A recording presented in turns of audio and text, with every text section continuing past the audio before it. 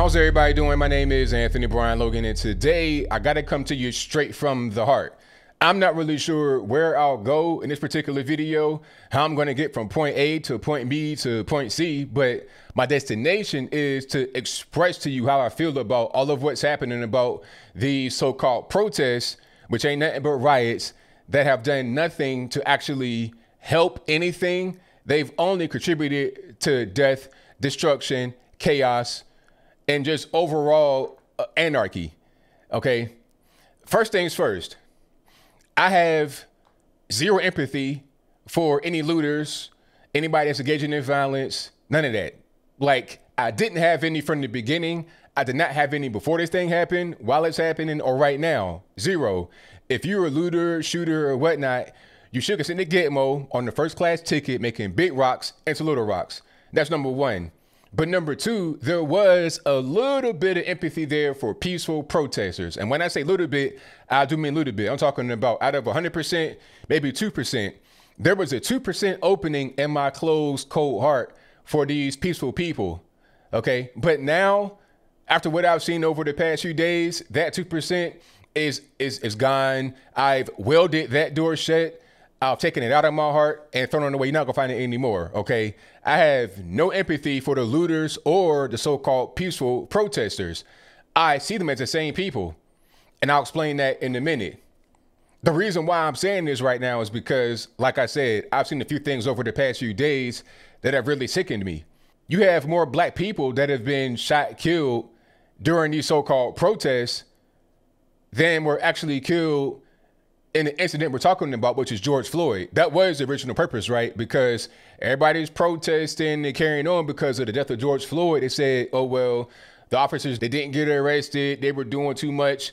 Okay, that was the original purpose because of one person that died, who, by the way, was not a model citizen at all. You're talking about a dope fiend, a guy that was on fentanyl, meth, a guy that robbed a pregnant lady, gunpoint, okay? Ain't talking about an honorable guy. Let's just have that be clear. But moving away from that, that was the purpose of the protest from the beginning.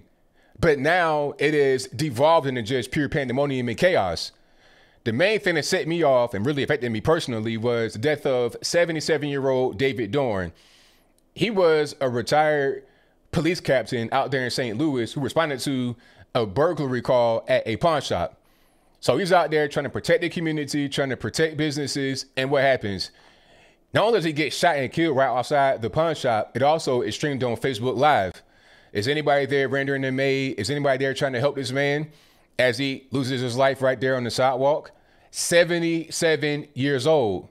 My granddad was 74 when he died. And I know how much I looked up to him. He was like my idol. 77 years old, shot, killed after 38 years in law enforcement. This man had 5 kids and 10 grandkids. So imagine, you go to your pop house for Thanksgiving, Christmas, or whatever, now that's gone. All because of what? You win a flat screen TV from a pawn shop? Is that what you think that his life was worth? People looked up to him, not just in his family, but also in the police department. The younger people, the rookies or whatever, people that were under him, younger than him, looked up to him. Grown men looked up to this man and admired this man. He probably was the most prominent member of the family, the most successful in the family, and you want to take him away? What did we talk like? If that is how you express that Black Lives Matter, I don't understand how that makes any sense. Okay. It was not just Mr. David Dorn who passed away. And by the way, if you want to donate to his family, there's a link for that in the box. It wasn't just him. It was also a man in Oakland, Patrick Underhill, 53 years old. He was a protective services officer for the federal government. He was shot, killed out there in Oakland, trying to keep the peace, trying to make sure everybody was good and safe, just doing his job. Okay, where's the Black Lives Matter protest for Patrick Underhill, David Dorn, or anybody else? There was a young lady in Davenport, Iowa. I forget her name, but I'll put that in the box also on the screen. She was shot and killed just by being in her car close to where the so-called protests were happening.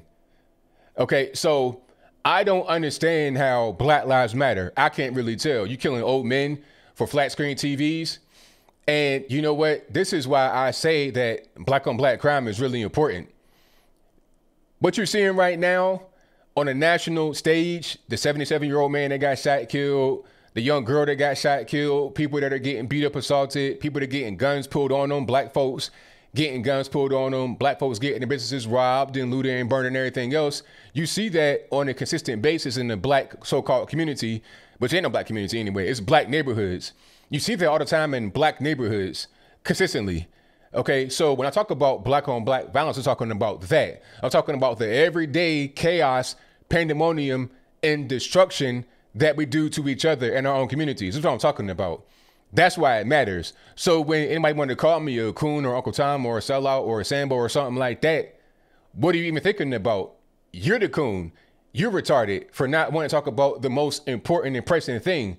You'll talk about some of these criminals that get murdered in the street, and sometimes rightfully so, by the police as some kind of injustice. But then when your granddaddy get killed, when your grandmama get killed, when your girlfriend, your wife, your sister, your mother, your brother, when they get killed in your own community, oh, it ain't no real big deal, right? Ain't no real big deal. It's ridiculous. And to anybody that's out there so-called peacefully protesting, you're part of the problem. I blame you too. Okay, if you posted a black square on your Instagram page to show solidarity with these people and you're not part of it, I blame you too. Now, you may not even know that you're part of the problem, but you are, and I'll explain to you why. When you give these people, these cretins, these demons, any kind of leverage, any kind of support, you aid in their cause because they have strength in numbers. When you go out there to these riots that are disguised as protests, the sheer numbers of people, it sparks a lot of this stuff that goes on. Okay, it gives them cover to go out here, loot, shoot, rob, and steal. It gives them that cover. So when you out there so-called peacefully protesting, you're adding into it. You're giving them more attention. You're feeling the fire. You're not trying to put out the fire. I care about those that are out there after all the melee happens, trying to clean up their business, trying to clean up the streets. I got love for you. But if you're out there just so-called protesting peacefully, what are you even doing? What are you thinking about? And define peaceful protesting. If you're blocking streets, blocking traffic, and you're not actually engaging in fisticuffs or shooting people, that's not peaceful either. Because there was a story in Richmond, Virginia, where a fire truck or ambulance or both was trying to get to a burning house with a baby inside. So luckily they were able to get there in time despite all the traffic blockage. But what if they were not able to get there and the baby dies in the fire? Do you care about that? Are you thinking about that when you're out there so-called protesting? And what are you even protesting at this particular point? What is the end game here? That's what I want to know. What's the end game for you guys that are out there so-called protesting? It's been days.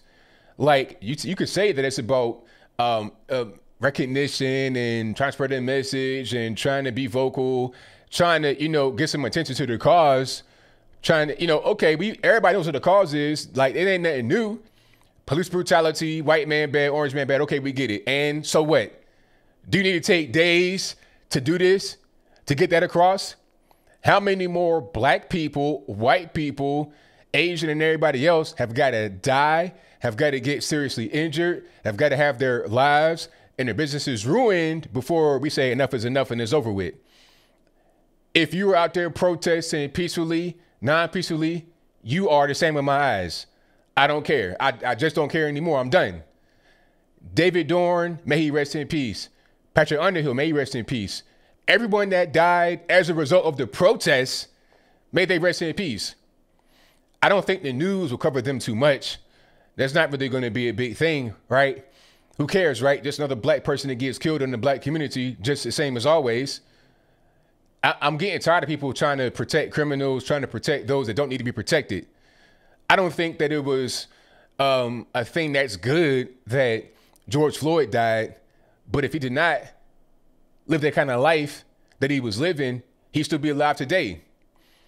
Like I said before on my social media, if we put as much energy toward fixing the black community and all the obvious problems we have, rather than trying to put it out there and protest and making all these signs and whatnot, looting and shooting and carrying on, then we live in a much better place. We have a much better society.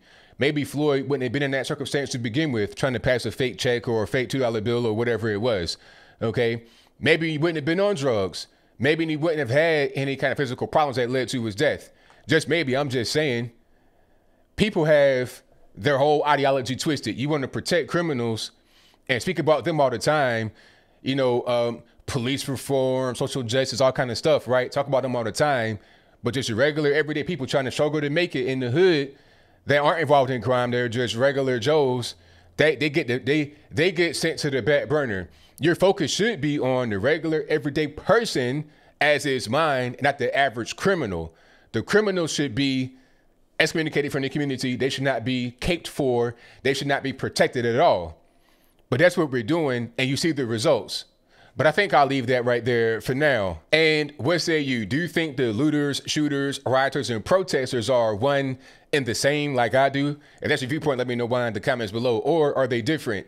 If they're different, then explain to me how. If you have the rioters and the peaceful folks out there at the same time, how you gonna know who is who? And also define peaceful. What does peaceful really mean? Like, define that. If you're out there in the mass of people, let's say it's 5,000 deep, you got 2,000 rioters, 3,000 peaceful protesters. What's the difference? It's all the same to me. You're contributing to the massive people. You're fueling all these things. You keep posting up things on your Facebook talking about go here, go there, peaceful protest. But you know what the end result is going to be? It's going to be riots. It's going to be just confrontations that don't need to happen. And for what though? Is it about George Floyd anymore? I don't think so. But whatever your thoughts are, please let me know in the comments below. And that's all I got to say for this video. If you like what you heard, please comment, rate, share, and subscribe. Peace.